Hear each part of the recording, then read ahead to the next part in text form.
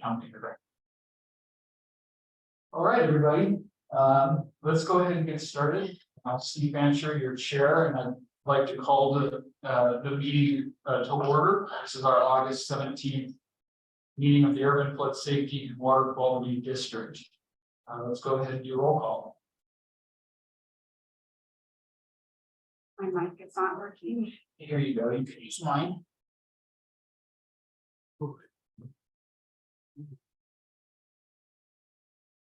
Just in time for roll call. Nancy Hendrickson is joining us. Steve Bancher, Here. Eric Mueller, Here. Dave Ritma, Here. Seth Reeser, Here. Ashton Simpson, I'm present. Lori Stedman. Here. Emma Vogue is not present. Corky Collier, Here. Michelle Altman, Present. Mary Helen Kincaid. Not see Mary Helen. Tammy Stephenson indicated he was not be able to attend. Eric Molander, Here. Brent Cartwright. Do not see Brent. Ed Washington. Do not see Ed. Bob Salinger indicated he would likely not be able to attend. Heather King Here. and Nancy Hendrickson. I'm here. We have 11 board members present. Excellent. Thank you, Wendy. Just going to go over a few kind of board logistical items before we get going into the business of the day. First, just a brief pitch for we're going to have this hybrid meeting option, and that means attendance here in person is an option for everybody. I encourage you if you're able. I know it's not possible for everybody, and the convenience of attending online is nice to have and critical for some folks to attend. But anytime you're able to be here, I encourage it. I think it will help facilitate relationship building. And I know in September, I think we're looking at doing a little bit of a social hour after the meeting. So just there's my issue to get you here if you can make it. I also want to mention that please prioritize attendance at every meeting this fall. We're just contemplating some of the real heavy, serious business of this district. We're going to be voting on the revenue mechanism in September, likely. We're going to be hearing about the results in October. And we're going to be discussing and voting on a bond referral November and December. So again, this is why we're here. This is the big work of the district moving us forward. So just know that there's some important business items coming down the pike here this fall. The December meeting. So regularly scheduled meeting in December is December 21st. This is awfully close to the holiday. So we'd like to move this up 1 week to December 14th. And I know if you've got access to your calendar, that'd be great. I know not everyone probably does, but just gauging the general pulse of the board as to whether we can move this up a week. Give me a thumbs up if you think that's going to be okay. Thumbs down if it's absolutely not going to work for you. In a middle here if it's you just don't know yet. When was that again, Steve?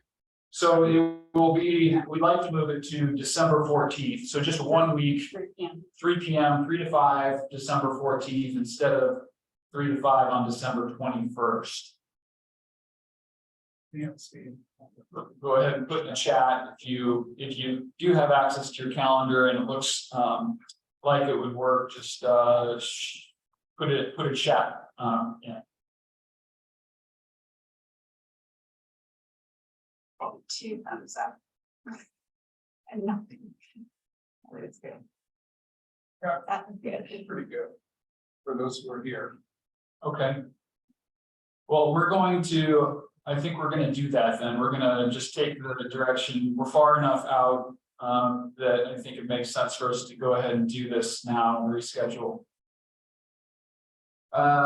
This has been going, I think, relatively well. I'm talking about the board parking lot and requests for information, questions. Just remind everybody, if you do have a question that you're contemplating, you can send that to me. I can be the interplay between board members and staff. If you do go to Jim, if you do go to staff, please go to Jim, please copy me, just so I see kind of what, questions are being asked. And it helps me to know what's on your mind. Our process is that we're putting these questions and requests for information on what's called board parking lot. So everybody has access to the information. Everybody has access to the answers. It's a good way for us to track. And a good reference. I know it was helpful for me when I was out a few weeks on vacation to come back. You go to the board parking lot and see kind of what issues were on your mind, what questions you had asked, and the answers from staff. It's also a way for us to make sure we're not overburdening staff with constant requests for information to the point where it's becoming difficult for them to do their operational work. And we also had concerns as a board about how much resources staff needed to spend in the urban flood safety district items. So this is a way for us to keep tabs of that. So just a reminder, process wise there. Let's see here. Just so last meeting, those of you that were in attendance, we had went kind of down a little bit of a rabbit hole. I think we had a discussion, started a discussion around assets and liabilities of each legacy district, and we're going to get more into that later. I know there was a report done to assets and liabilities report for the legacy districts back in, I think that was 2021, if I'm not mistaken. But there was some disagreements about whether a grant had been factored into the numbers that were being presented. We tabled that issue. I just want to close the loop a little bit on that. I looked into it, talked to folks, and it's apparent to me that the numbers that were presented did factor that grant in, but I do think there's probably a bigger picture discussion at some point with the board, and I think that might come as we look at bond scenarios down the road about how the CIPs or the capital improvement projects, and here I am going down my own rabbit hole. I'm sorry, I'm going to bring it back up here very quickly.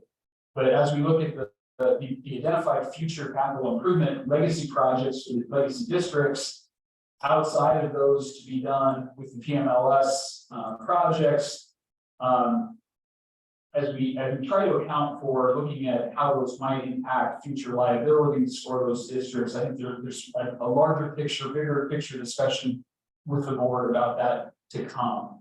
About as we look at the financial position of each of the legacy districts, how that factors in, or does it factor into when we combine those districts into one and we structure a rate for ratepayers? Does that get impacted by financial standing of those individual districts, and how do we do that? So it's a very out discussion, but one that we're not going to get into today, and we weren't going to solve with that last meeting. But I just wanted to close the loop on that. Another item that we discussed was the guiding principles, and I know not everybody there's been some board turnover, so not everybody that's on the board today was involved in the prior guiding principles discussion. But guiding principles were meant to be kind of high level, big picture principles for how we go about setting the strategy for revenue collection, and then how the future board, the permanent board, receives guidance from us if they need that or desire that for how we envision the money to be spent down the road. And the board created a subcommittee, composed of myself, Eric here, and Nancy Hendrickson. And we're still, staff is reviewing kind of the draft, guiding principles that we developed for further board review and discussion. And we're going to have a discussion with staff about kind of where they see their concerns before bringing it back to the board for, again, your review and further work. So that's where we're at with the guiding principles. And we should have our review complete this week. Okay, so again, we'll pause departure, so, and vacations and COVID and got dropped. So there will be a meeting with Eric and calling you and Nancy Hendrickson to get it back together before we present the overall work. Okay, I think we're on to the July minutes. Question? No. Okay, so the July minutes are included starting on page 2 of your board packet. And hope you've had a chance to take a look, entertain a motion to approve the July minutes. Maybe from Eric? Yes, Mr. Chair, I guess first I would apologize to Wendy that I just during the start of the meeting noticed a correction. I normally would let her know that offline, but I would move to approve the July 20th, 23 minutes as submitted with a minor adjustment to the header refers to June. So Thanks, Eric. I caught that as well. Okay. I appreciate your attention to detail very much. So we have a motion to approve the minutes, the July minutes from Eric Mueller. Do we have a second? I'll second. Heather. So I have a motion on the table to approve the July minutes from Eric Mueller, a second by Heather King, who narrowly beat out Nancy Hendrickson. We're just going to do a voice vote for this. All those in favor, please signify by saying aye. aye. Any opposed? Hearing none, the motion passes unanimously. Thank you all. Next up, and I previewed this at our last meeting saying that I was going to bring a discussion forth and request interested parties or nominations for vice chair of this urban flood safety water quality district. You'll recall James Allison had to step away from that role and away from his seat on the board. And so we have a vacancy as far as vice chair role goes.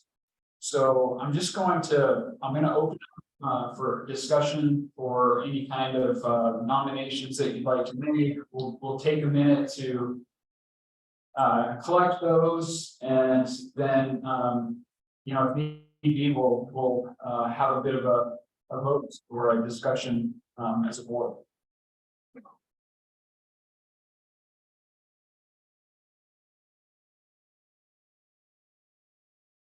Awkward silence as folks duck their heads and refuse to make eye contacts because they don't want to get nominated for it. You guys see you smiling there. Yeah. I don't want to get nominated for it, but I have a question. Okay, Mary Helen. And I'm sorry I'm late, but there was traffic and all kinds of stuff going on. But can we nominate somebody that's not in attendance today? Or I don't know, because I was thinking Eric Molander, or because he would be like a neighborhood representative as opposed to a government agency representative.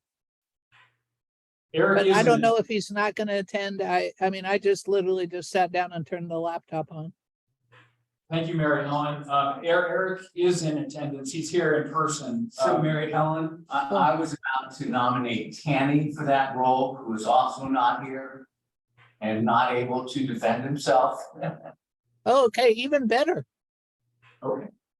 No, seriously, I think that Tanny would be spectacular in this role and that he brings a lot of history and financial expertise, particularly in this very difficult time that we have. Thank you, Eric. So Eric has nominated Tanny Stephenson for position of vice chair. Nancy, I see your hand up. I would like to nominate Eric Mueller for position of vice chair. So it sounds like we have a competition of the Erics. I like it. So we have Eric Mueller and Eric Molander. Yep, Tammy Stephenson. I'm sorry. Tanny Stephenson and Eric Mueller. Do I have further nominations?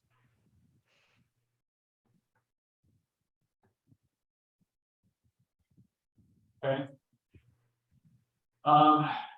So we have 2 nominations. I think with Tanny not being here, I'm not going to ask for a dump speech from each candidate. I think we're just going to go straight to a vote of the board.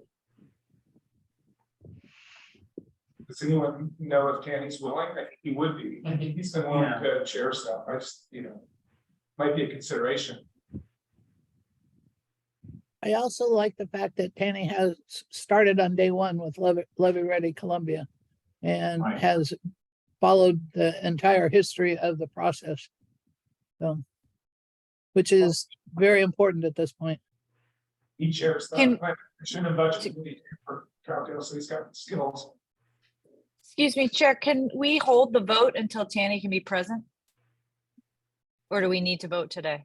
I don't think we need it today. I plan to be here the rest of the meeting, so I don't need a vice chair to take over the role. So I think that would be appropriate to allow folks to marinate a little bit on it and to hear from Tanny and Eric. Maybe at the next meeting before we take a vote. All those, let me give me another, we'll do the thumbs up, thumbs down, thumbs sideways if you agree with the direction to postpone a vote until we have both prospects in attendance. So I'm seeing 1, 2, 3, 4, 5, 6. Okay, I don't see anyone thumbs down. I see 6 thumbs up. So we're gonna do that. Thank you. Could we hold this for the September meeting? Yes, thank you, Heather. That was a good suggestion. I think we're locked up. Can everybody still hear me? We want to get a screenshot of that. Yeah. I think it's our computer, Emily. What should we do? Because the mouse isn't responding. Try to log out in this one or? No. Well, from out here, we could see you talking and moving back and forth, so you're not frozen from our view. Oh, they're there. That's weird. They're live here. They're live on that one. Yeah, that's really weird. I don't know why. She let them know we're experiencing trouble on that. There. Yeah. Oh, I really. Can you hear us? You're doing that. Okay. I was doing that. Yeah. Stop doing It's that. okay. I was like, there's a ghost. That was me.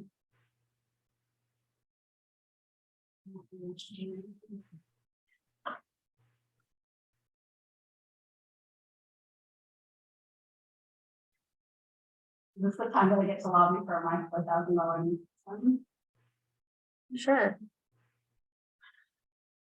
You sabotage here. Yeah. Yeah. I know.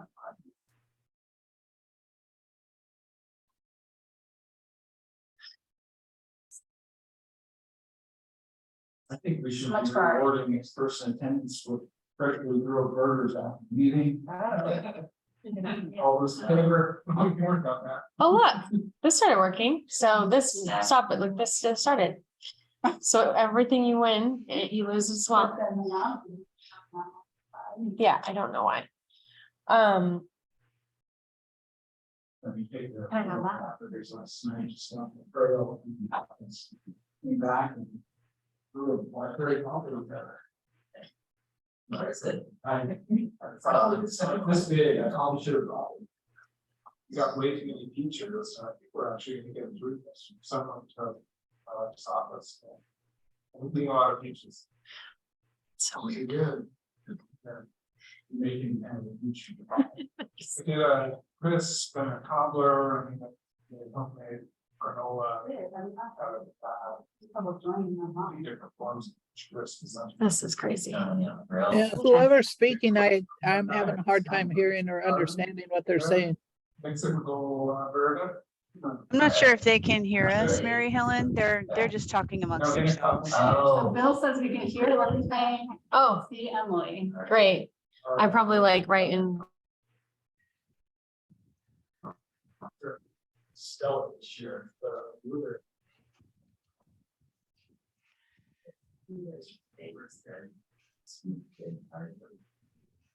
Oh, they're moving again. I think they can't Sorry even hear about us.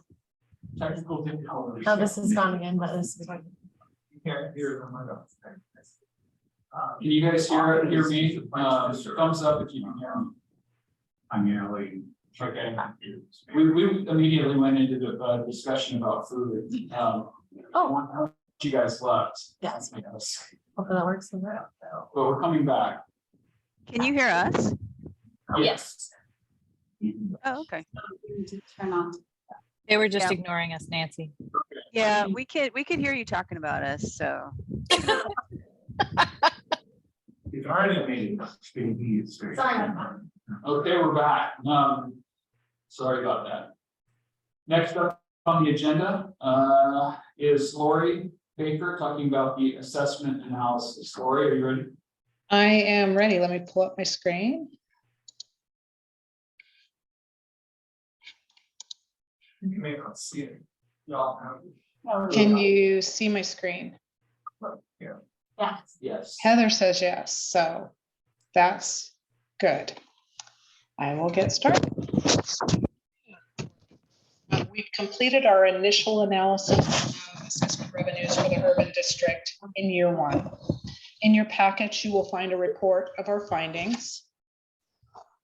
Today, we'll be reviewing those findings. Let's start again with an overview of why we're here. We're creating a safer path to flood safety that is cost-effective and sustainable. That sustainability is a key piece for us to consider as we look at the sources of revenue and evaluate what will work for the near term. Here are our key steps in the revenue decision process. We've completed in June the approval of the $16.7 million year one operating forecast, which allows us to understand what we need to look at on the revenue side. And next, the board will evaluate the revenue mechanisms that will generate sufficient revenue and determine how to distribute the revenue between those mechanisms. In order to better evaluate the options, we're providing the board with further analysis on the assessment revenues in the floodplain.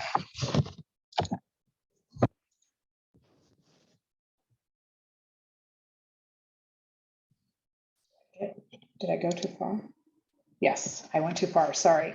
As we discussed in June, there are two proposed sources of revenue, the assessments on the floodplain properties and the privilege tax for the entire district.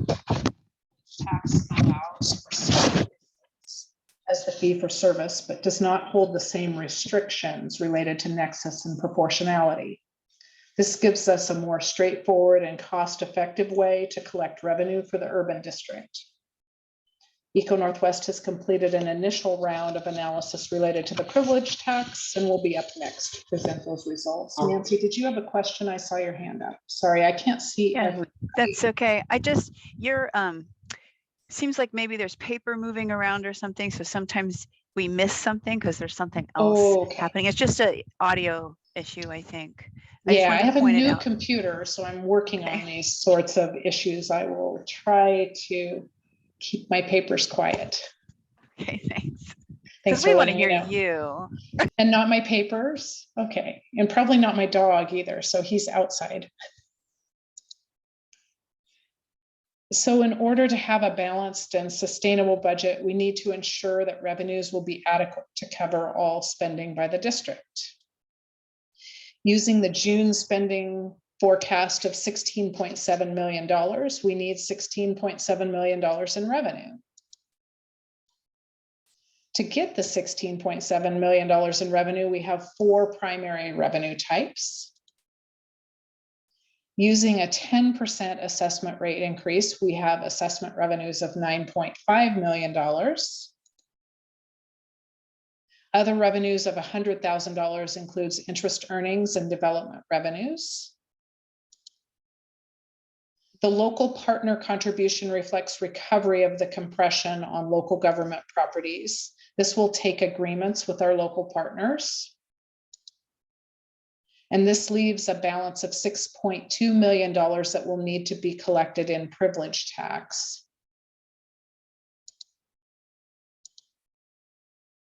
Let's take a look at the impact of the assessment rate increases on revenues. For fiscal year 23-24, we have a budgeted total assessment revenue between all of the 4 legacy districts of $8.8 million. With a 10% rate increase in year 1, we're estimating additional revenue of $705,000, bringing total revenue to $9.5 million. A 20% rate increase provides us with $1.5 million in additional assessment revenue for a total of $10.2 million. And that takes into consideration the discounts, the collectability, and the compression on the assessments.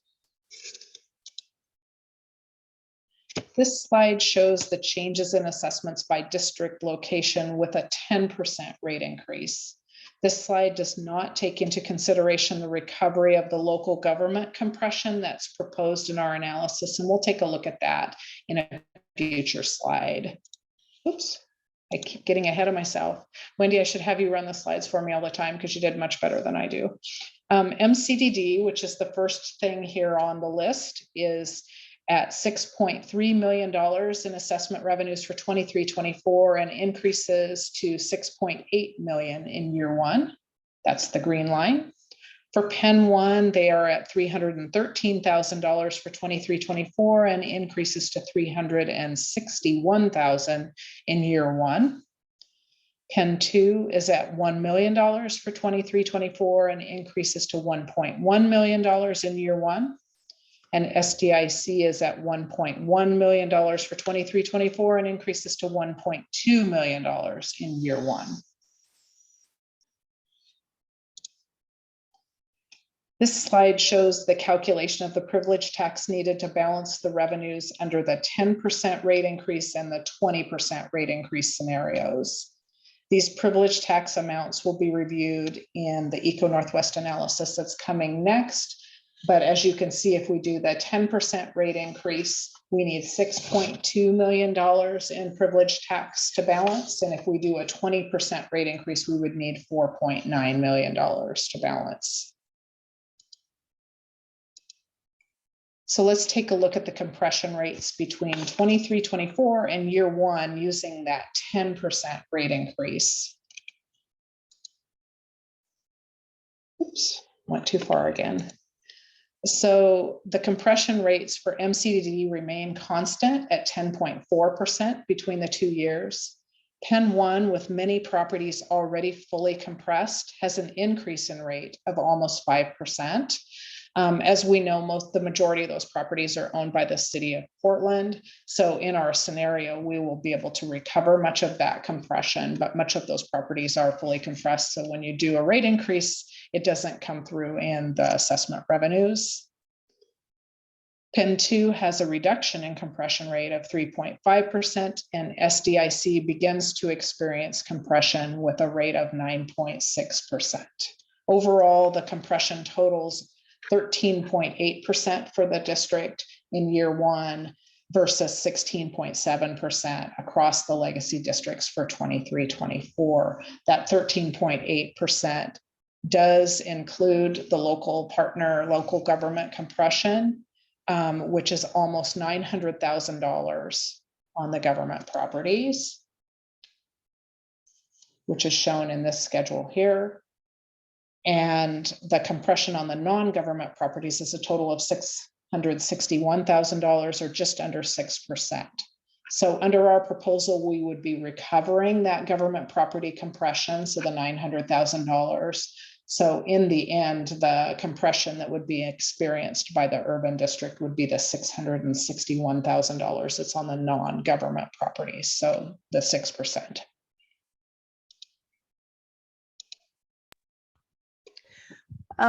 Can I ask one clarifying question? Sure. Do you want me to go back to that slide? Yeah, please. So if Yes. we're in 23-24 now, and this is Correct. next year, and Yes. you were making a comparison between 10% and 20%, but are we already assuming that all 4 of the districts are moving to the MCD methodology as well? Yes, yes. Okay. When we consolidate the assessments under the urban district, we'll need to have one allocation methodology, and our analysis for these numbers that we've provided is using the MCDD methodology for all areas in the floodplain. Okay, thanks. And one thing we haven't seen, which we haven't asked for maybe, is what would be the difference? Like, is it going up or down in each district? Because it won't be in MCDD because the methodology is changing. It changes in every district actually, but it was not a significant number. So there was some shift between the districts, but it was not large numbers. Okay, thanks for that. In most of the districts, it was, under $100,000. Okay, Lori, on this slide, just to clarify, the 2 total numbers at the bottom, those 2 columns added together is what equals the 13.8% on the previous slide? That's correct. Okay, thank you. Yes.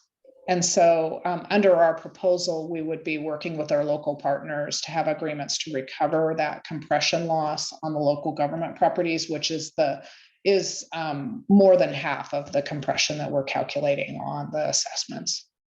Rochelle, did you have a question?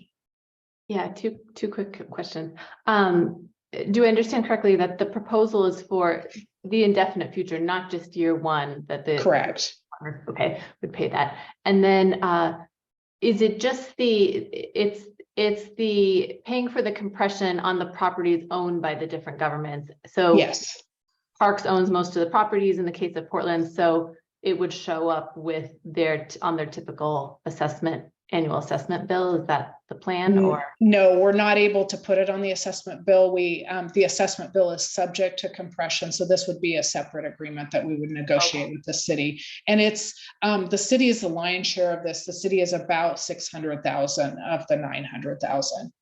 Okay, thank you. That's helpful. And for this scenario, is the port considered a government? Yes. Okay. So yes, we definitely want to talk about this topic, but I was going to let it go till we talked more about the privilege tax and how that allocates across the different government organizations, because this is definitely a topic of interest for us right now.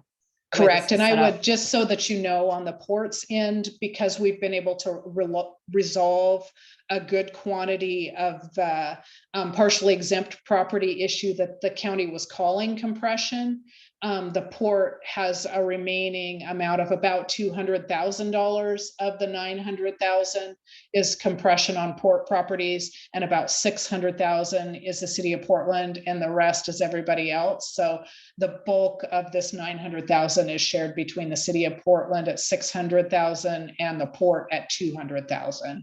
Thanks for that clarification. Is that an update for when the packet came out? I didn't include those numbers in the packet. Okay, excellent. But I've lived them for quite a few days as I'm looking through all of these lines of data, so they stick with you. Lori, Eric has a question. Lori, are there other things that we have in other income, like IGAs for pumping water into the slough or influent water? Is that included in your analysis? The stormwater fees are not included, that we're not assuming that agreement would continue with the city of Portland. So the other revenues are interest, development review revenue, kind of those other smaller things that come in. Some of the smaller IGAs where we're providing services to other local governments are in there, but the stormwater fees are not included. Now, if you think about it, the $600,000 that we're trying to recover in compression is very similar in amount to the stormwater fees.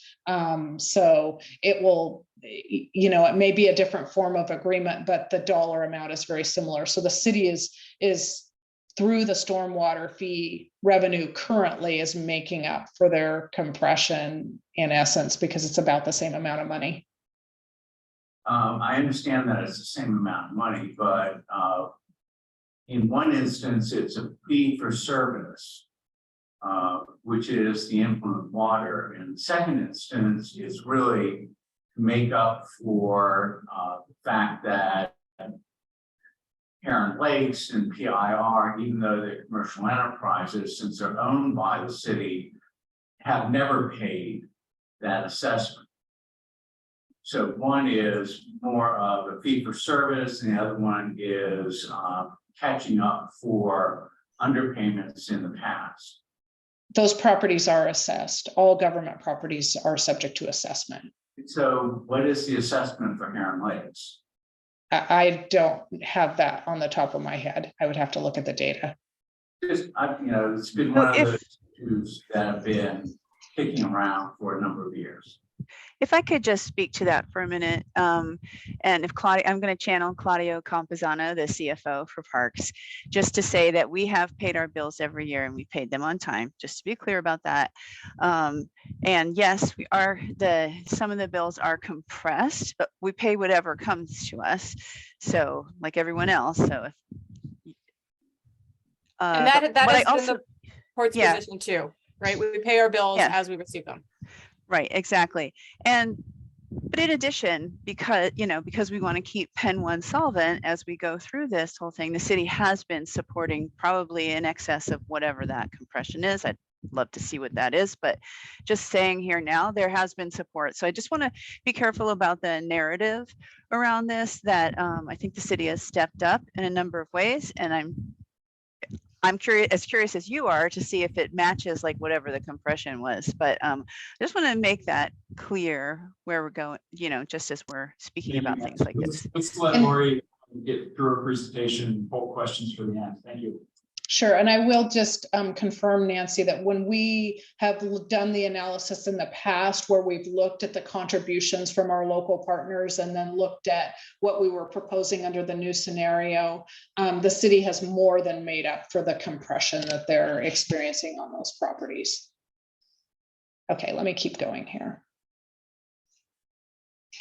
So this slide shows you the impact of the 10% rate increase on individual properties. These are the same properties that we've looked at in my past examples. So you can see for each individual property what their 23-24 assessment is estimated to be. Obviously, the compression calculations and all of that work has not been done by the county yet. So these numbers are look exact because that's how they're calculating out in our model, but they could look different when the county gets done with all of their modeling, because we can't anticipate any changes that may have occurred with our other local partners. We're really having to look at the historical activity. So this is an estimate for 23-24. You can see the estimate for those same properties for 24-25. And then we've included the cost of flood insurance if we lose accreditation, so that you can make a comparison between what they might be paying for insurance should we not move forward and get accredited versus what the estimated assessment would be with a 10% increase. Mary Helen, why don't I just jump through the last couple of slides and then we can take questions. So this is just another version of that with the cost of insurance in the red bar, just to show kind of visibly what the comparison is, green being 23-24, blue being 24-25, and then the red being kind of how ugly it would be if you had to purchase insurance under a situation where we were not accredited. And then last but not least, our next steps in this process will be seeking to request a motion to approve the revenue mechanisms for the urban district and a motion to approve the distribution of that revenue between assessments and privilege tax. We're hoping to have give you some time for some further discussion at the work session in September, with hopefully a move towards approving these revenue methodologies when we get to our next board meeting in September. And with that, let me see if I can pull down the screen and ask for questions. Mary Helen, I think you were next in line. Okay, I have a couple that are kind of related, but just because of my 22 years at AAA, I wanted to know who you got the estimate for flood insurance. SDAO actually supported that process and provided us with estimates. So are you open to hearing other national insurance companies who deal with flood insurance nationwide of what they believe the estimate should be? Or is this just the fact that we have to believe? Because the estimate that I got from the insurance broker at AAA National was half of the amount that you're stating for Oregon.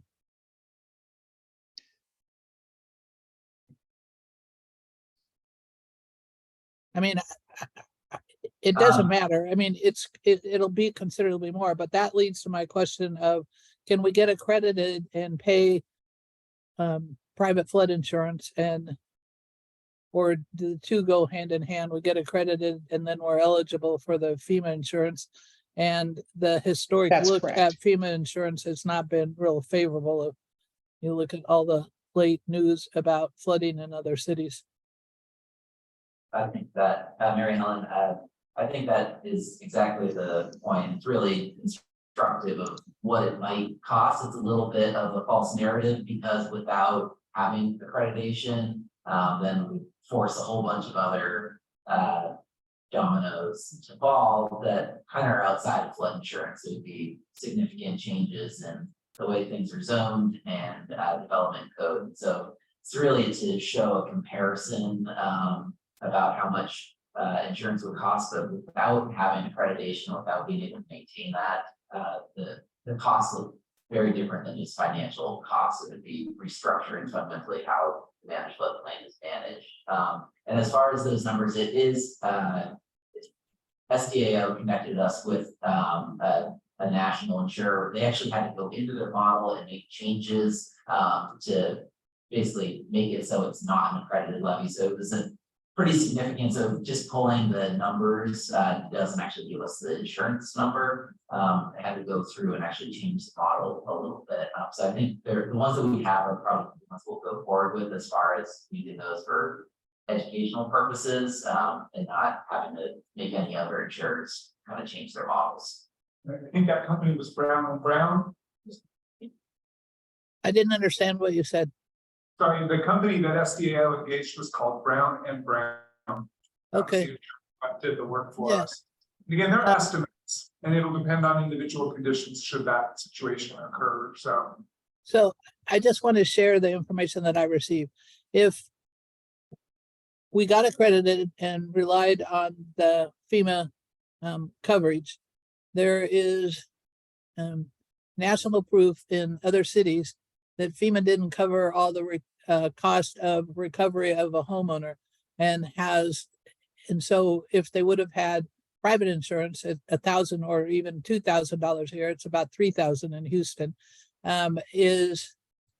would be less expensive to the homeowner than having to buy services after FEMA has refused to do some of the things of recovery. So I don't know if that scenario has been figured out, because, and I'll just use me personally, if I paid, I'll say $2,000, dollars in flood insurance, would I get better coverage if there was a flood, or would I be better off to rely on what FEMA does and then pay for the needed recovery costs afterwards?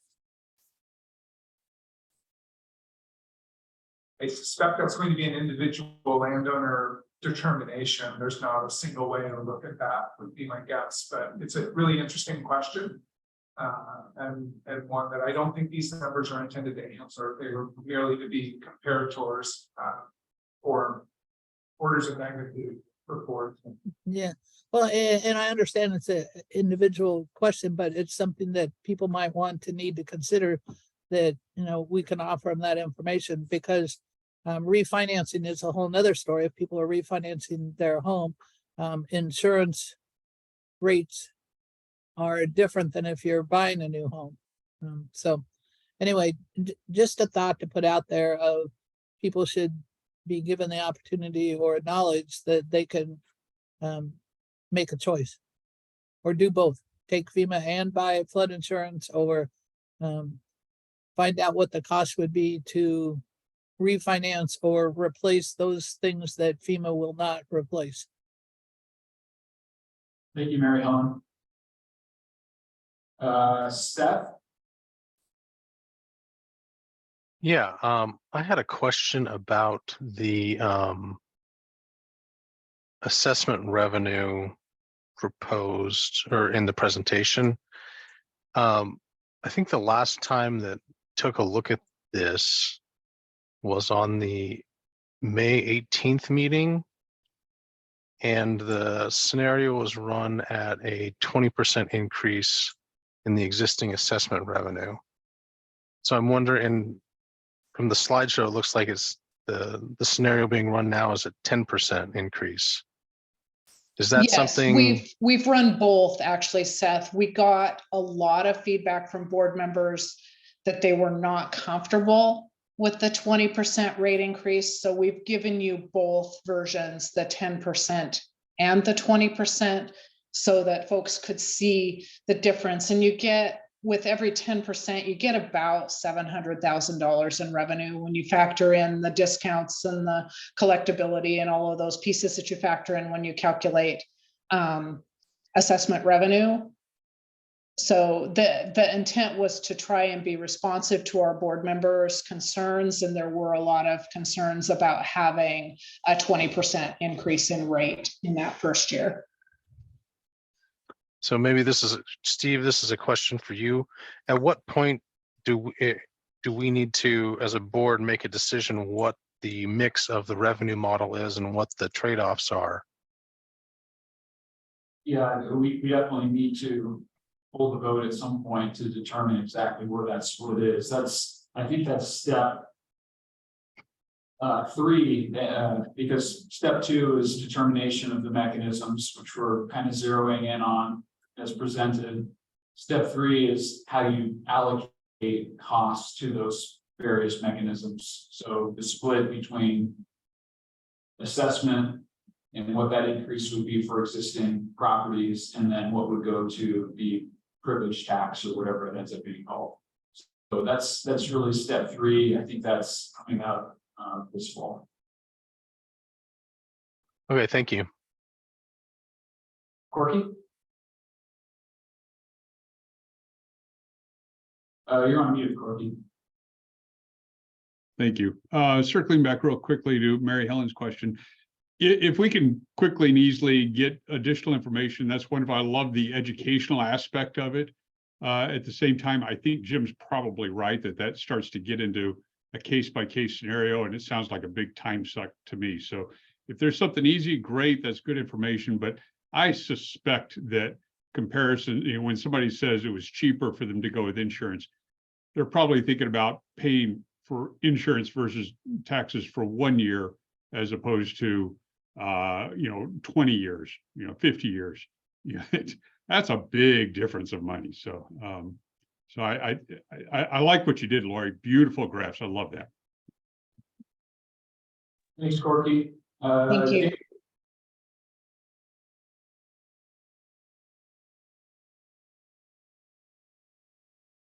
Yes, thank you. I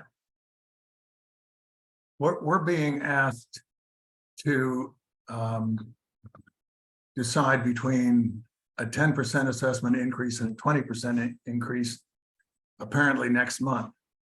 When our enabling legislation for this board and what we're doing doesn't even allow us to use assessments for funding operations. Did I miss something somewhere? I can't see voting between 10 and 20% when we haven't even decided if we're going to pay for operations that way. That's my first question. I think the slide showing the non-governmental property compressions and its effect on the various districts shows why it can't be funded. We cannot fund operations that way. I have said this for many times, and I'm just astonished that we're going forward with a choice between 10 and 20% when we haven't even decided the fundamental thing. And the only way that we would be able to fund operations through assessments would be some change in legislation at the legislature, which is highly problematic, I would say. At least that's my feeling. I'm asking several things. So I had one other, that the slide that showed without accredited insurance, how much the insurance would be. It would be good to have on that slide how much they pay now for insurance. I don't know if that's available, but anyway, those are my questions and comments. I object to us going forward with the idea of choosing between 10 and 20% before we've even we haven't, unless I missed something, and I've been at virtually every meeting. It seems like we haven't really decided that the fundamental question, are we going to go forward this way? Which I think is a big mistake, and I've been on record for that mistake, that being a mistake for years. Thank you, Dave. And you're not missing anything. Really, any vote of 10 and 20% would need to come after a board vote on approval of the revenue mechanisms. So trying to be as clear and simple as possible, we had 3 steps laid out. 1, determine the total operating dollar amount for year 1. 2, determine what mechanisms would be put in place, whether they take legislative action or not. Board needs to do that. We have not done that yet. And then 3, how do you allocate those costs to those various mechanisms to collect that revenue? So you're not off. Are we doing all this in September? Yeah. All these decisions? Maybe I missed something. Ideally, yes, but we'll cross that bridge when we get to it. If we can't get past number 2, which is what mechanisms should be used to generate sufficient revenues, we can't, in my mind, move on to number 3. And yeah, Councilor mentioned it on here. Our objective was to try and demonstrate as clearly as we could for the board where these costs would land with staff's proposed mechanism, so that you would have the information to evaluate whether you wanted to move forward with allowing staff to pursue legislative modifications. So we had to go through this analysis to do that. And we remind you that one of the reasons we're here is that the costs of a fee and collecting the fee are significantly challenging. So we hear you, and that's why staff has worked really hard to minimize the impact of compression, but it still may not be acceptable to the board, and we won't move forward with seeking legislative modifications without permission and action on that we hope to obtain in September. Well, I hope I'm not the only one that sees the fundamental unfairness, and it's self-evident that it's unfair to at least to the eastern portion of the district. How about the putting on that slide about the cost of insurance with no accreditation? Is it possible to add one more column, one more bar chart with the cost now? I think what the it would be a sales point for the district, where it would save people money or something. I don't know. It seems like it's worth having. Let me just restate the question, Councilor. You're asking us to look at those same properties and evaluate what they are paid today for flood insurance, correct? And then the delta. I was, whatever, it was a slide called no, that included in the right side, no accreditation insurance. Yeah, The insurance rates or something like that after having the cost. I don't know. I don't think the slide. We can talk with SBAO about performing that analysis for sure. All right, thank you. Suggestion, thank you. Alexandra? Hi, probably some similar things. One, I do think it would be great, as everyone has suggested now, to show the cost with accreditation, cost without. That's a real nice communication point. I did want to get to, it would be really handy. I know it's sort of implied in the materials, but a really clear schedule, like 1, 2, 3, 4. What are the decisions we're going to make? What's the order that we need to make them in? Because in this presentation or in this proposal, you've put a pretty big ask out to us, right, to the port, to take to our leadership a proposal to pay for an agreement that's separate from all the other changes. So we'd love a schedule for decision making and the ability to be able to run that through our organization, because you're really asking us with the mechanism to make a decision about 4 different things, right? We want to have an assessment. Do we want to have a privilege tax? Do we want to have separate agreements with governments? And then do you use this other fourth miscellaneous thing to meet the $16.7 million in revenue? Is that the decision you're asking us to make next? Except that we won't be actually making the final decisions until we get through a legislative session and that we have the authority to do it. So Fair enough, fair enough. You're asking us to make the decision, so you have sufficient guidance to go to the short session to ask for the changes when you ask about the mechanisms. And Okay. then this board will be approving the actual year 1 budget that will use those mechanisms. And so you'll also have a chance to evaluate both rate increases and allocations to privilege tax. But before we felt like we should ask you to give us permission to go to the legislature, we wanted to give you a better rendition of what the impacts of this proposal would look like on each of the jurisdictions and individual landowners. Okay, do you need to have the information on the percentage increase in rates potentially if the assessment passes in order to go to the legislature? Or can you just go conceptually and saying, we want an assessment and we want a privilege tax? And then we would deal with what the balance is between the privilege tax and the assessment after the authority is granted. We don't need the specifics. The future board would have the ability to demonstrate that. But our impression was our jurisdictional partners wanted to see those impacts before they were comfortable endorsing a potential modification.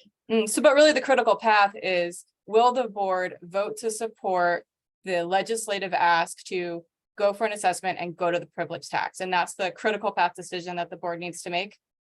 Correct. And I think that maybe, as you'll learn in Colin's presentation about the privilege tax, there may be some allocation direction about how we portion that privilege tax that we will need action from the board. Yeah, no. I mean, and it's fair. Like, as Nancy pointed out, we have asked for numbers. It gives us a rough scale. That's very important. I'm just trying to figure out, what do we really need to make a decision on? There is an ask in there for the port to pay an additional fee to deal with the gap in there. So that's a separate ask, right? That's different than the legislative session. So I'm really trying to get the full picture of what we're voting on in the fall and what needs to come up to leadership within our organization for support moving forward. So thank you. Fair ask. And I think we're living with it so closely that we're seeing it. So thank you for that request, and we'll pull something together. Mary Helen? Back to Dave's ask about putting an extra column on about insurance for the different properties with or without accreditation. And I again, because of my AAA connection, I asked a favor and I got most of that information from based on my property and some multiple housing units in the managed floodplain that AAA insures. I can ask if I can share that insurance information. It was just sort of a favor about, what if, but if that seemed to not be a hard thing, like a 24-hour turnaround for AAA to come up with that information. And so that was the basis of my question, because I kept hearing a $2,000 amount, and that wasn't what they were telling me for my property. So if need be, I can ask AAA if they can share that information. I know there's probably kind of legalities or don't want to commit to things, but if that would be helpful, I'm more than willing to do it. Just ask me and I'll see what I can come up with. Thank you, Mary Helen. It sounds like they're giving you the past stellar employee rate is what's going on here. It wasn't employee rates. They used my neighbor's house, which is identical to mine. Oh. Steph, I think you had your hand up. I'll save my question for after the Collins presentation on the privilege tax. Okay. Fair enough. We're a little bit ahead of schedule. Any other questions for Lori? Okay. Mr. Chair, I do think it's worth reiterating that what we need from this board is permission to seek those legislative modifications. And in order to satisfy some of our jurisdictional partners, we need to know what the costs are likely to be, because they want to know before they are going to say okay to the legislation. But there's still going to be a lot of opportunity post legislation for this board to control the budget and the rate increases. But we did need that framework to move forward with a potential legislative effort. So unless the board wants to pin that down before the legislative asking. That's right. Hey, Colin, I think you're up.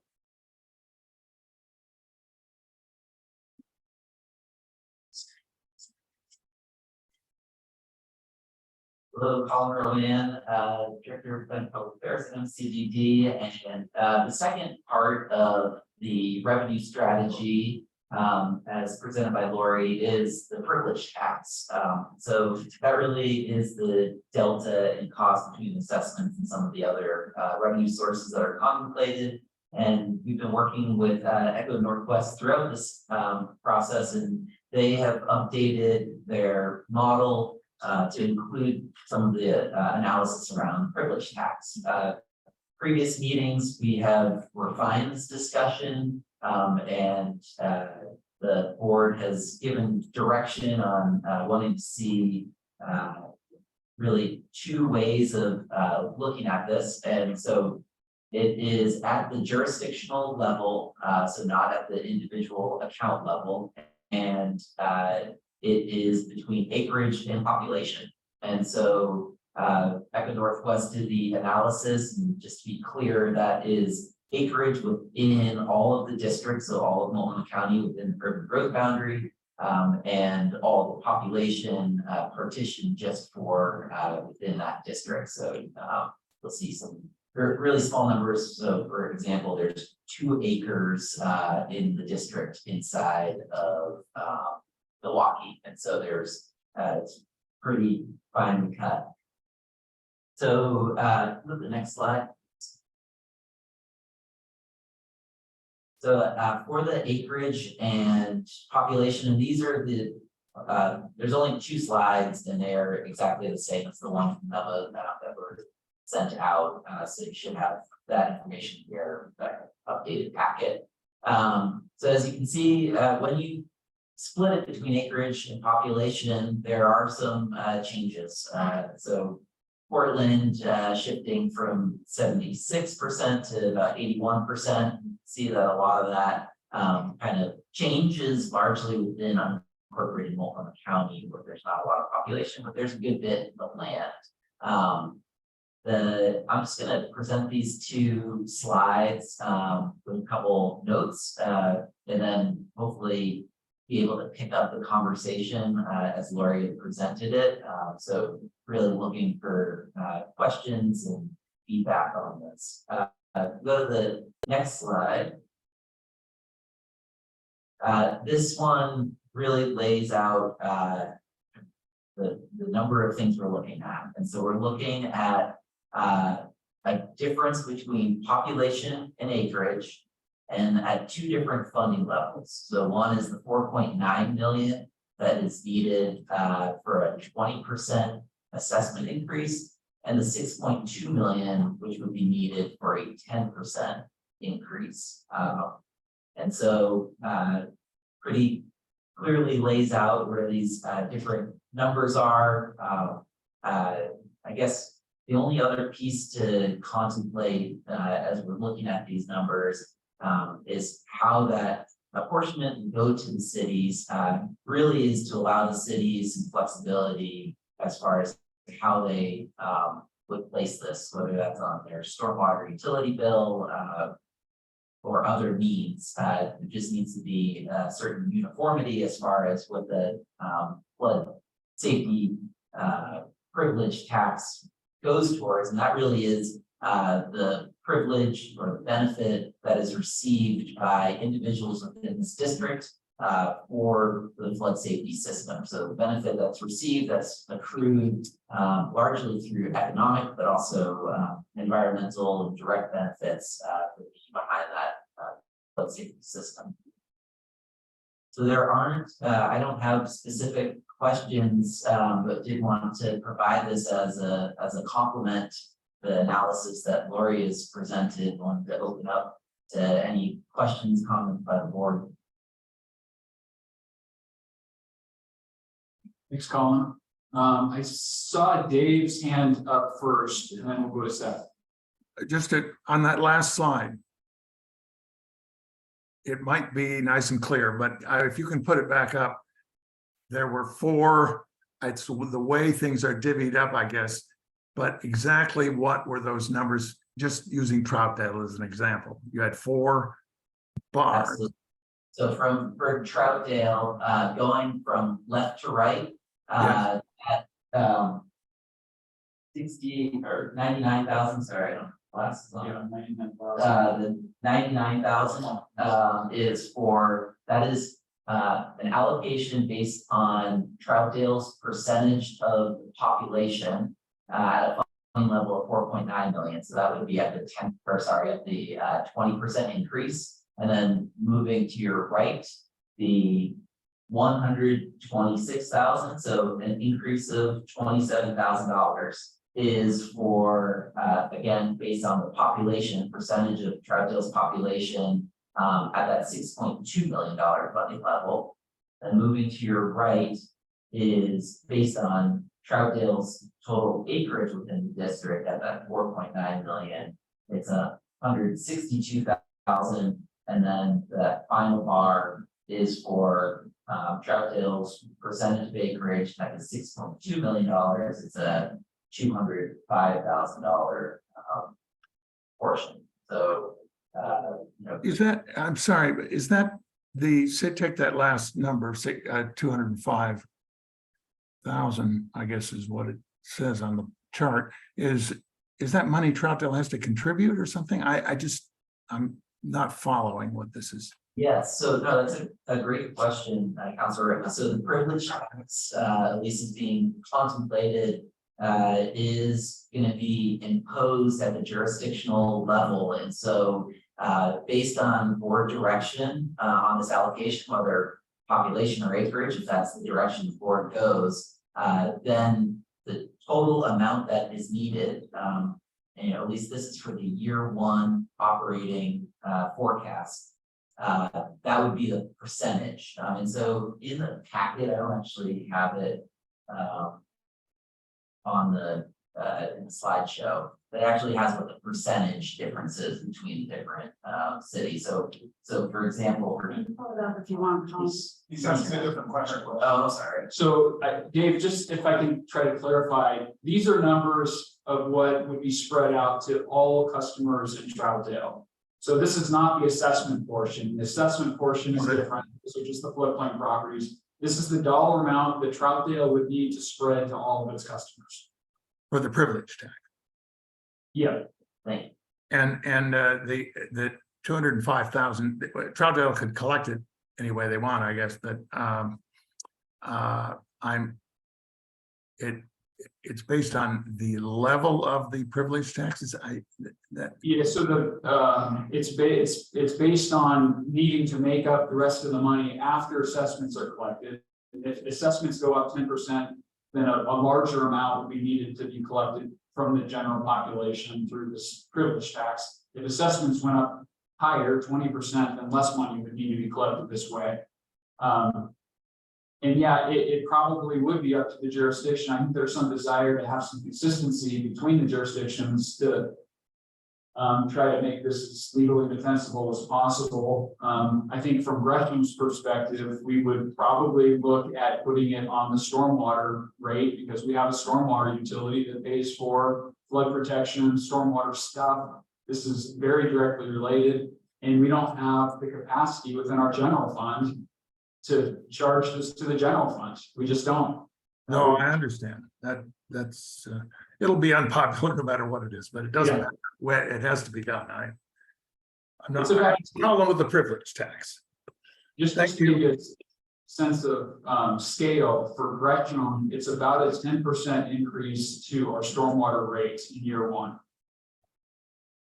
Thank you. Seth? Yeah, I had a question about the portion allocated to unincorporated Multnomah County. Is that something that can actually be collected?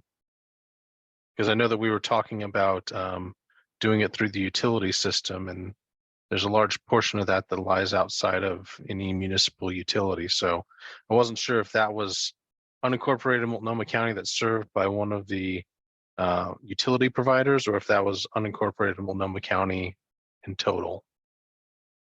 Yes, so no, that's a great question, something that we've been working with outside counsel, and so and Allison Keene is on to correct me if I veer too far away, but it is something that can be collected at the jurisdictional level, both within the cities and the county, and it is something that the language in the statute is going to be really important. But it would be to allow either the cities or the county to pay that tax from their available funds, really to give some of that flexibility to the city or the county.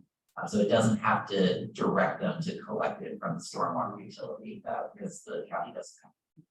So Colin, just spoken, clarify, that could require some separate agreement between the county and the cities to determine who's going to collect that. That is correct, and it may require going into an IGA or going into ORS Chapter 190 non-entity to sort of transfer those funds. Question. Did that get to your question, Seth? So here's my concern. I'm just wondering if that unincorporated Multnomah County is actually uncollectible or not. Because even, and I think that the question is if we do a privilege tax that allows for cities to collect it on their utility bill and they choose to do it that way through their stormwater rate, that's one thing. But if you're charging that to an entity like Multnomah County that doesn't have a mechanism to collect it, how are they going to collect the money? They don't have a utility bill to put it on. Are they going to be expected to go to direct mail people bills? Like and then that's why I was asking about what exactly was that unincorporated Multnomah County and how would they go about collecting that if there's not a utility bill to put it on? So tax would be on the county, and the county would determine how it wanted to raise that revenue, and they would have all the same authorities they have today to generate that. Right. This is Jessica Berry from Multnomah County. Seth, I appreciate the questions. I think, we have to figure that out internally, how we would collect that. As Jim said, it's actually on us. So we'll see if it makes sense to take it out of the general fund or something else. We haven't figured that out. Okay. Thanks, Seth. Corky? Yeah, two questions. First one, I think, is just a clarification. We have the existing ratepayers that are in the floodplain. They're going to continue to pay their rates. And then we have the privilege tax. I assume the existing ratepayers will have to also pay the privilege tax in addition.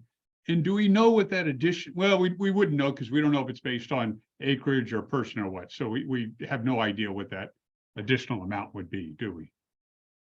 We have some idea, yeah. Yeah, at least for population, it's about 40 to 65 cents a month. So, less than $8 a year at the population rate. The acreage is a little bit, you can do the math between acreage to the population. that is different than, the people that, households or those that receive the bill. And it also is separate from how the bill may actually be received. So if it is being delivered on a stormwater utility, there's different rates between household customers versus commercial, industrial. So Sure. No, thanks. I just want to make sure we're clear on that. Now, my other question is getting into, the rate, assessing the fee by population or by acreage. This is great information. I appreciate this, but it doesn't really, it's nice for comparison, but it doesn't really get into the advantages and disadvantages of one over the other. And I'm wondering right off the top of my head, and so Colin, anybody correct me if I'm wrong here, but I'm wondering, is the major difference here, as I look at this, there's some winners and losers depending on which one you choose. But if you increase density, you're likely going to be increasing runoff. And that's one of the major costs that the drainage district incur. If you, on the other hand, increase acreage, you probably in general decrease runoff. So based on that, I would think we'd probably want to lean toward a population-based fee. But am I out of line there? Is that general thinking legitimate? I want to be clear that acreage is the total acreage of the jurisdiction within all of urban Multnomah County. And so it would be if there was any boundary adjustments, jurisdictional adjustments, or coming in, if Metro adjusts the urban growth boundary, there could potentially be larger parts of unincorporated. I understand that. So what are the advantages and disadvantages between these two assessments? That's a great question. So for population, it changes more often and it's less, I guess, uniform. The acreage is, I guess, more stable, you would say. Even with UGB adjustments, it's really not changing the actual city's acreage. So that is an advantage around sort of predictability, stability there. And then a lot of the others are trade-offs as far as, between the different cities and jurisdictions. There's some change, I think there would be individual preferences based on jurisdictions, and that would be on, I guess, look to the jurisdictional representatives to talk about those. Thanks. And others. There's questions in the chat too. Okay, once we get through those that have raised their hands, we'll jump into the chat. Mary Ellen? I want to continue to bring this up. Lori said that this was an issue to her as well, but if we have a limit, if we've come up with a scenario for limited income people that would apply for reduced billing charges like other utilities do, how that would affect the total overall collections and numbers of low-income individuals within the floodplain and then outside the floodplain. That's a It's great just more question. to keep it on the table that needs to be a consideration of money we won't collect. I think theoretically, because the charge would be sent to the jurisdiction rather than directly to the individual customer, each jurisdiction has low-income assistance programs that could be in effect that then wouldn't affect the total going back to the drainage district. So from that aspect, it wouldn't be a concern. I know from Gresham's perspective, we would, again, we put it on our we prefer to put it on our stormwater rates. We do have customer assistance that allows low income or folks experiencing hardship to apply and not pay a certain number of bills throughout the year. We make that up in our own stormwater rate. That would be completely on us as a city to make sure that we have the adequate revenues we need to pay not only the drainage districts to do the drainage district, but everything that we have to do from flood safety and water quality perspective. So this model incorporates assistance, but it also kind of takes the financial pressure of that off the district. Okay, and the other piece of that I continue to raise is renters. If we would keep referring to as a nominal increase or a small increase or a moderate increase, and $40 to the landowner who lives in LA who raises the renter who lives in East Columbia's rent, $40 to cover that yearly fee. $5 a month is groceries. And so I don't know how we can, if only emotionally, or acknowledge the cost that it would be for a renter who does not have a say in voting or paying, but will suffer from an increased rent. It's a great question, Mary Helen. I'm gonna take a quick stab too, because I'm thinking through again how Gresham it's similar, I think, with the other jurisdictions, but how we pass this cost on to customers. The stormwater rate, if that's the mechanism that is used, is a progressive way of doing that because it does charge based on acreage or area of impervious surface. And generally speaking, apartments, because the densification have generally have a lower footprint per renter, per occupant.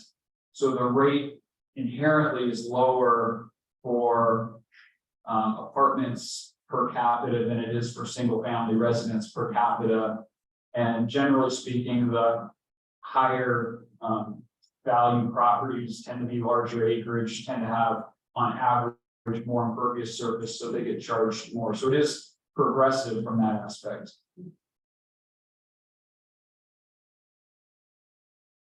So I wanted to jump in quickly, and I saw Corky had a follow-up in the chat just around the impervious surface. And so sorry I misunderstood your question there.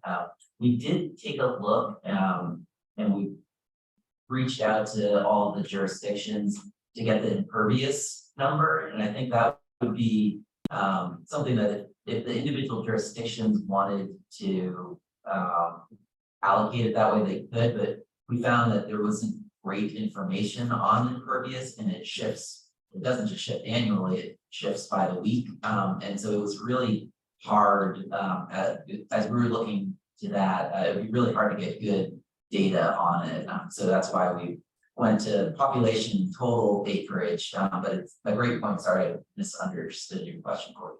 No, that wasn't my question. That was Nancy's question. I was trying to answer it for her. I don't know if the Gotcha. answer's All right, correct. it's difficult. We've got the chat on the screen, and Yeah, I was answering Nancy that I believe these numbers are based on total acreage, not on impervious surface. Is that correct? Yeah. Yes. that is, thank you. And Nancy, you can own your own question now. Okay.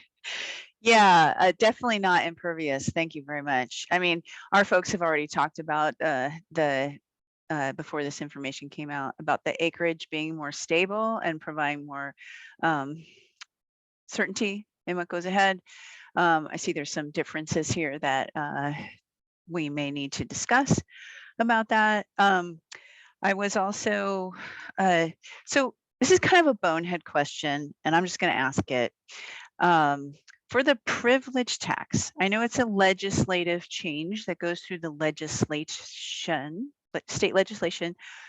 But so it's a tax though, so the voters don't have to vote on that? No, they don't need to vote on them. Okay, they voted for their representatives and that's what matters. Okay. Just thanks. It was a little bit bonehead, but I just had to ask it because I was confused. And what was my last thing? Oh yeah, just in all this, I really appreciate all this information. It helps us see the relative differences, which is super helpful in running it up the chain, because as we all know, it's like who pays, who benefits, and who decides. And so we're in the deciding factor. Everyone benefits to different levels as we have discussed. And I just keep thinking about the folks in Johnson Creek that flood every couple of years that are going to be asked to vote on the GEO bond and see that they're already paying a privilege tax for their flood district, which actually doesn't help them out at all. So, I mean, it helps them out to get Amazon packages and to go out the airport, but it doesn't help them with their flooding of their businesses and their homes in Johnson Creek in Multnomah County. So I just want to put that on the table because as we look at the allocations, I know 20% increase seems pretty steep for the managed floodplain, but there's also a difference if the people in the managed floodplain don't pay, it gets put on the people outside of the managed floodplain. So, you know, as the new district, we will be, or the new board will be the new district. And so wearing that hat in particular, I'm concerned, I'm looking at that allocation pretty seriously in terms of maybe 26% would be better, maybe population would be better, like, I don't know, but definitely looking forward to this conversation, or which we're having right now. Thank you, Nancy, and thanks for bringing that up. I recognize the same concern about fairness there, but yeah. Not wanting to put too much on the managed floodplain, knowing it's a big lift because it's a smaller number of customers. But also we have to explain, just like you do, to somebody that floods in south of the city, why we don't have a special district to save them from their woes. Seth, and then Alexandra, and then Eric in our room has questions as well. Yeah, 2 points, just something to think about that Nancy brought up. The other part of the discussion that we haven't really dived into is who pays for the geo bond debt service. And my guess is that 95+% of that's going to be paid outside of the managed floodplain. And even though we're looking at that differently, when we explain it to our elected officials, they tend to not separate between operating and capital. And it really is more of a holistic discussion. That's something to keep in mind with the geo bond, because I know that we've been contacted about, talking about that. Is we might want to talk with our elected officials or city managers about the geo bond, but they're going to have a lot of the questions are going to be about the operating as well. There's not necessarily, they're not used to thinking about this in 3 parallel tracks. It's just the flood safety district. So I'd like a little more information put together on that. And so my final point is, so if we're going to be looking at making a decision on the path forward for privilege tax in September, we're getting tight in a timeline because I know that Jim, you and your staff are working on getting a unprivileged copy of the memo that talks about the privilege tax, but I'm going to need some time, and I'm assuming other people are going to need some time to actually run that through their organization and have some other eyes on it, some other counselors, city attorneys, take a look at that before I'd feel comfortable giving you guys direction on how to proceed without actually running it through the proper processes internally. So if the goal is to have that decision made in September, we're bumping up against when we actually need to have those conversations internally. So I'll just put that out there as a reminder. Copy. Great points, both of them. Alexander? Pretty similar, actually, I think, to what Seth just said about timing and information. And so just echo along with the timing of the decisions and which ones are coming and which ones are necessary and which ones are helpful, right? So which decisions are binding and maybe which are advisory, given our timing. A little information, if you could do an analysis of why would we do population versus why would we do acreage, and what do you recommend, or what are you hearing? I think we need a little bit of that analysis to help us run this through our organizations. Thanks, Alexander. Eric? So under this proposal, we would not take privilege tax back and defer to the voters. We would expect that the legislature would be speaking for voter intent, correct? And then who can raise or lower the privilege tax rate? Who has that authority? The Irving board would. Staff's additional proposal was that there would be a 3% cap. There has been it's the leader raise, you still have an act to take that 3%. There has been some commentary from some of our jurisdictional partners to be wary of inflation impacts, to give yourself more flexibility, but the district board would have the authority to adjust that tax depending on what you put in the statute. Our recommendation is to let the district board make those decisions with some limits. And that limit is our current thinking is plus or minus 3%. Staff use 3% because that's the increase in revenues that jurisdictions get every year from the property tax increase. So we were trying to be consistent. The other theory is proportionality with the benefits on the floodplain being greater. And so if there were an emergency expenditure, it would likely be related to infrastructure on the floodplain, and that we would use the assessment process to generate additional revenue to balance that extra benefit that those on the floodplain receive. That's the thinking. It may be flawed, and we look forward to your direction. And so within this, the group that actually places the burden on the businesses and on the general population would be the cities. And they've got carte blanche to do it in whatever way that they want. Would have to be legal. Well, Yeah. right. So Yeah. within those parameters, and so it is in your internal discussions with those people, everything that they propose would be consistent with mission, vision, and values and the principles of the urban district, correct? I think that's an ongoing conversation. That's the goal for sure. That's the goal. Is there any, there aren't going to be any carve outs for this group or that group that you've heard of? None that I've heard of, none that I would recommend today. Okay.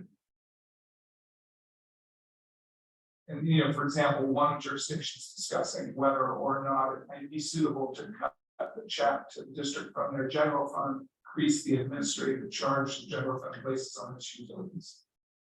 So that might be one way a jurisdiction would do it. Steve's saying they're likely to put it on their stormwater bill. We obviously have to have conversations with the county to address Commissioner Stegman's question. I'm not sure that population or acreage matters to the county in terms of how it would collect. It does change the amount of money the county would have to collect, but it's not tied to the mechanism used to collect that. This is where our nuanced differences between the jurisdictions matter quite a bit, because we already charge our utilities 10%, which is high for the region, the highest in the region. That money goes to our general fund already.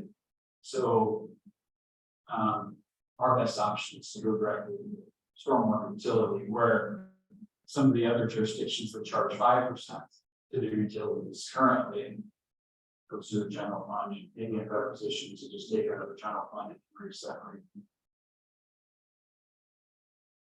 Eric, yeah.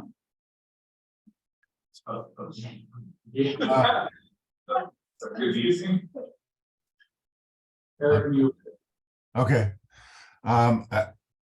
I guess I just first wanted to say, I think that the discussion for the last half hour, 45 minutes has been valuable and maybe a long time coming. There's been a lot of, detail that's been necessary to pull together. But I guess I would also echo the topic about, time is running short and money is running short. I mean, standing up the urban district, we're running out of money to do that. And so we are going to be faced with, I believe, a number of decisions this fall. The other part, I guess I would say, is that, it's what I've told the Fairview City Council every time we've discussed it, is that nobody is going to like the solution because everyone is going to pay more and nobody wants to pay more. So, we have to be careful that we don't spend time trying to find a non-objectionable solution. There are a number of pieces that don't fit together smoothly if you do it one way, and there's different pieces that don't fit together smoothly if you do it a different way.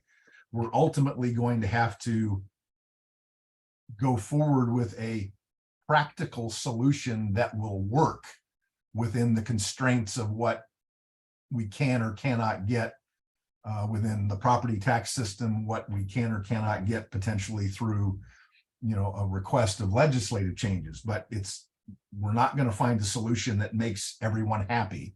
We're going to have a practical solution that gets us the funding, because not being accredited is not an option. And so, we're going to need to be willing to step back and say, okay, I don't like the solution for this part of it, but given all of the factors, I'm willing to live with this part of it being imperfect. And I guess the last thing I would say is the decisions we're going to make in September, October, et cetera, you know, yes, we're making decisions from a policy standpoint to move forward, but really as it relates to the revenue mechanism, which is one of our charges that we have as the interim board, we're really making a decision of what do we want to ask the legislature for. Doesn't mean that it's gonna be what we get. Doesn't mean that when we vote in September, that all of a sudden we're imposing taxes and fees and charges and people are having to write checks. All it means is that we've worked through and we've come up with the best imperfect solution we can come up with. And we need to go forward and ask the legislature if they can help us make that practically work. We may not get what we need, and we may get different direction from the legislature, and we may have to regroup. I wouldn't look forward to that, but so, you know, all of that is to say is, yes, there may be some hesitancy about making decisions and going forward, but it's not final and forever and always amen. Anyway, thank you. Well stated, Eric. Thank you. Nancy and then Jessica. Yeah, well said, Eric. It's true. We have got to move forward in some way, and we may not get what we want, and hopefully we get what we need, but there's no guarantee of that either. What was I going to ask? Oh yeah, this came up a couple of months ago, and I just was asking for a clarification. I heard it from some of our Eastern City friends, which is when you go to the legislature, make it mandatory for the cities to do this. Was there also something about a methodology that needed to be mandatory? Because mostly what I've been hearing in this meeting is the cities figure it out. Like we give this, the urban district gives the city a bill, the city figures out how to fund it. I guess I wanted some clarification on how much we should be putting in the legislation. That's a great question, Nancy. So at least we are just working on that initial draft for any language. And it does include what methodology, population or acreage, and it does include, and this is something that needs to be worked out. It was based on the presentation from last month that had this 3% increase. We got feedback from the board about 3% plus CPI, or just removing that. So we will need board and other partners direction on how much to include. But we do need the methodology, population versus acreage. We likely don't need to have any of the information as far as annual increase, but we could put that in there if that's the preference. It doesn't have to state how the cities turn around and what. It does not. No. Thanks. Thanks, Jessica. Thanks. I think Nancy had part of my question in her, so that's helpful to kind of understand how the legislation is going to be drafted. I think I wanted to sort of touch on what Commissioner Stegman put in the chat, where clearly for the county, the population base is better because the dollar amount is lower. We don't know if there's a way for us to bill or if it just makes more sense for us to pay for it out of the general fund. And because of that, I guess my question is, we need to choose one, correct? Like we all need to follow the same methodology, or is there a place where the methodology varies by city versus county versus something else? I don't know. You know what I mean? I think that that was maybe the question in there, is like, would it be an option for the cities to pay based on landmass and the county to pay based on population? I think I'm understanding your question, Jessica. The Urban Flood Safety and Water Quality District needs to have a rational basis for allocating the privilege tax to its partners. Each jurisdiction who is allocated a portion of the tax has to have a rational basis for collecting any additional revenue to pay that tax. but each city and jurisdiction can have a different rational process for doing that. Did that answer your question? Maybe more pointedly, the question is, do we all choose one of these options? We all go with land mass, or we all go with population? The urban district needs to have a consistent way of allocating the tax to its partners. I suspect that the legislation could include authority for the county to levy a privilege tax. But again, you'd have to think through the collection issues on that. So the county is in a unique situation among our partners. And there may be a more elegant solution to cover that in an incorporated area. But from the district standpoint, we need to be proportional in covering that territory. Got it. Thanks. Thanks for the question. Corky? Following up what I put in the chat, if we're going to decide on this, next month or soon, it would be nice for me to, and we do need to decide on it quickly. So, I'm all for that, but it'd be nice for me. It sounds like the acreage, based on what Colin was saying before, that basing it on acreage is probably the easier, more reliable system. So in that case, what I would love is if we could go to the government entities that will end up paying more based on the acreage, which includes Multnomah County and Fairview. I'm not sure who else. Those are the two bigger ones. Going to them and saying, hey guys, just off the cuff, if you can, tell me, does this really give you heartburn to go to the, or do you really want it based on population? And if, for example, Multnomah County came back and said, no, we can deal with the acreage. It makes sense to us. We understand what you're doing. Then that makes it an easy choice for me as a board member. Thanks, Corky. Great suggestion. Eric? Yeah, I guess to respond to Corky's question, wearing my Fairview hat, I'm going to say that, they are going to be resistant to any cost. So they're going to want whatever the lowest cost is. So they're not going to say, oh, sure, charge us more. That may or may not need to factor in to what the board decides. Even though it may come with some additional headaches year in, year out. Well, those additional headaches are going to be on Lori and her team, because they're going to have to get updated population numbers from PSU Population Center every year, and then recalculate what that share is by population to change the bills to each of the jurisdictions. It's not going to change, not really going to be a headache for the cities per se, because I don't believe that there's any city that's going to try and recover it by trying to bill based on people, because I don't think any of the city's utility systems track the number of people in the household.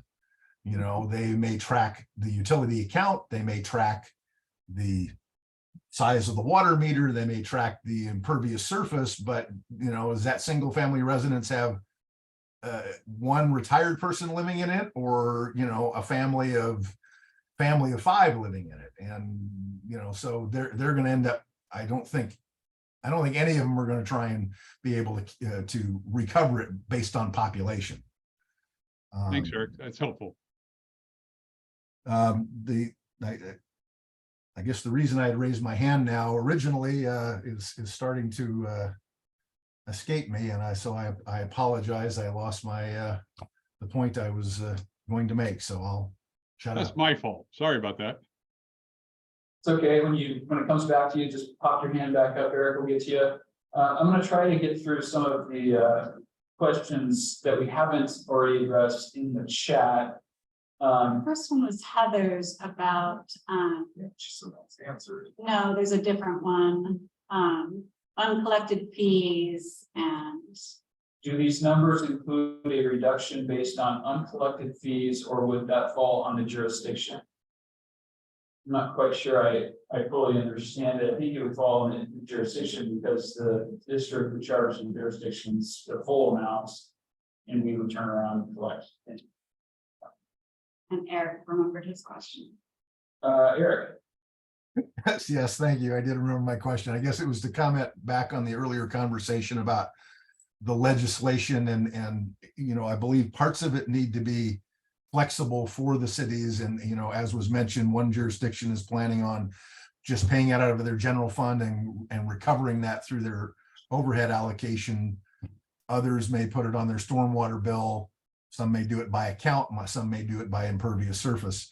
So I believe that part of the legislation needs to be flexible. I think it just needs to be clear, and I think it needs to be mandated for that it is a privilege tax upon whatever legally available revenues there are at that jurisdiction, so that it's clear that it's the jurisdiction that's having the privilege tax laid upon them, but that they have the flexibility to decide how to pay it. And of course, the jurisdiction may change over time based on experience. You know, they may start out one way and after a few years migrated it to a different method of choosing how to pay it. I also think it's important, and I think I made mention of it in a different meeting, is that I think the legislation needs to be clear that this is coming from the legislature, because we don't want to put local elected officials in the position of voting for a tax on their residents. It needs to be clear that, you know, they're implementing in this because Salem made us do it. You know, maybe it's a cop-out, but it needs to be there, because it's not going to be fair to ask them to do that for an entity that is not theirs. Even though they may be supportive of the flood safety district, we've got to be realistic from a political standpoint. And so I think that's got to be mandated. I think it's got to be mandated that, you know, every jurisdiction within the district is required to enter into an IGA with the district. And, you know, that IGA can cover, you know, whatever cost reimbursement or coverages there might be, can cover, you know, low income programs, if that's part of what needs to be in that particular jurisdiction's IGA. So I think those are some of the pieces that we're going to want to make as asks of the legislature. Whether they give it to us or not is, of course, a different issue. Thanks. Good comments, Eric. There is a question in the chat I'm going to get to. This is Rochelle's question. Is the staff recommended 3% annual cap on privilege tax increases over and above inflation, or is that the total? And the intent, as I understood it, was that was the total. It wasn't that plus some inflationary index. Yeah, correct me if I'm wrong. That was our initial intent, and we do have feedback from several partners and board members that suggest we should reconsider that being a hard cap, but that's direction we need from the board. We were trying to exercise fiscal discipline and match what our local partners get out of the property tax increases. And then there was a question from Seth. I might have missed what Steve said, but when was the issue of the assets and liabilities for the legacy districts coming back to the board for further discussion? I was suggesting that there is a bigger picture, and I don't know how this falls in critical path or what the right mechanism for discussion is. I think there's some concern with some board members that if one of the legacy districts is in a much healthier position than another, they've charged their customers more, for example, they've kept up on capital needs better than some others, that somehow that needs to be daylighted to this board and somehow reconciled as we move forward. I'm not saying that's the case. I just think that to put that question to rest at some point, there probably does need to be some discussion with the board. And there was an assets and liabilities report. We started talking about it again last meeting a little bit. So that's all I was saying, is that yes, I think there needs to be some discussion. I don't know exactly what information needs to be brought to light to make a decision one way or the other, or what a mechanism would be to true up and make it fair. So this was one of the topics that was brought up by our consultant in the Asset and Liability Working Committee. It's very clear that the decision really will rest with the permanent board, because they would be the one that would say, you know, we've looked at the net position of all of the districts, and the only fair way to true this up is to charge a slightly differential rate for one district versus another. Or it very well may be that when we look at this relative to the work effort required for being performed by the legacy districts, we say, yeah, it's pretty proportional, and the dollars just aren't worth chasing after. But again, this would be something that our board wouldn't have to make a recommendation on, but it is something that we could do. So back to Steve's question about, is this critical path? The answer is, oh, no, not at all. No, that there is, so it is the legacy districts that are gonna have the responsibility to go through that process. And then a debt distribution plan will need to be accepted by the board, but that is, as Eric said, further down, not critical path right now. And I think Nancy addressed when it's coming up. It is worth noting, there are capital investments needed that are contemplated in that assets and liabilities report that are also complemented by what is considered in our legacy district CIPs. Those are all a part of the bond packages that are moving forward. So all of that work is being incorporated. So it is continuing.